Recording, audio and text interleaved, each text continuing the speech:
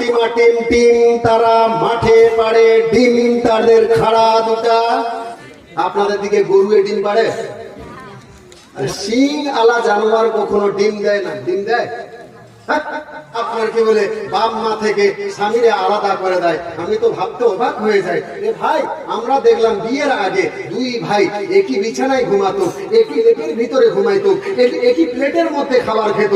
দুই ভাই এত মিল, এত মিল, দুই ভাইয়ের মধ্যে কখনো ঝামেলা হয় নাই। দুই ভাই একে চকিতে ঘুমায়, একই লেপের ভিতরে ঘুমায়, একই থালিতে খাওয়ায়। কিন্তু তারপরে বিয়ের পরে দেখতে পারা যায় তুমি কোন টাইনি বাড়িতে চলে আসলে যে বাপের কাছ থেকে ওই ভাইকে আলাদা করে দিবে। ভাইয়া ভাইয়ের মধ্যে মিল নাই, মহব্বত নাই, ঝামেলা লেগে দিয়েছে। কারণটা কি? কারণটা কি? কারণ একটাই, তোমার মধ্যে ইসলামী শিক্ষা নাই, তোমার মধ্যে একটা সংসার পরিচালনা করার ক্যাপাসিটি নাই। তুমি কেমন শিক্ষা অর্জন করলে? এমএ পাস, বিএ পাস করলে? তুমি তো একটা শিক্ষিত মেয়ে, কেন তুমি একটা নিজের সংসারকে কন্ট্রোল করতে পারো না? নিজের সংসারকে একটা শ্বশুর দিয়ে, তোমাকে তো কি বল, তোমার শ্বশুরকে ধন্যবাদ জানা দরকার ছিল যে তোমার শ্বশুর শাশুড়ির কারণে তুমি একটা সুন্দর স্বামী পেয়েছো, তোমার শ্বশুর শাশুড়ির কারণে একটা উপযুক্ত পাত্র তুমি পেয়েছো।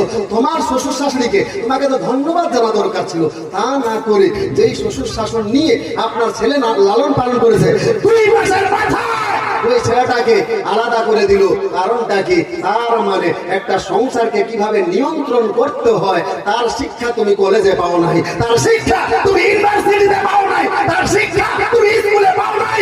তারপরে আরে কলেজ, স্কুলে, ইউনিভার্সিটিতে কি শিখবে? ওকে তো মিথ্যা দিয়ে শুরু করা হয়, লেখাপড়া তো মিথ্যা দিয়ে শুরু। মিথ্যা দিয়ে শুরু হয় না? বলছে প্রথম শ্রেণীতে যখন বাচ্চা পড়তে গিয়েছে, বলছে হাট্টিমা টিম টিম তারা মাঠে পাড়ে ডিম তাদের খাড়া দুটা। আপনাদের দিকে গরু ডিম পাড়ে? শিং আলা জানোয়ার কখনো ডিম দেয় না? ডিম দেয়? শিং ওয়ালা বাচ্চা আপনার জানোয়ার কি করে? বাছুর দেয়, বাছুর বাচ্চা দেয়।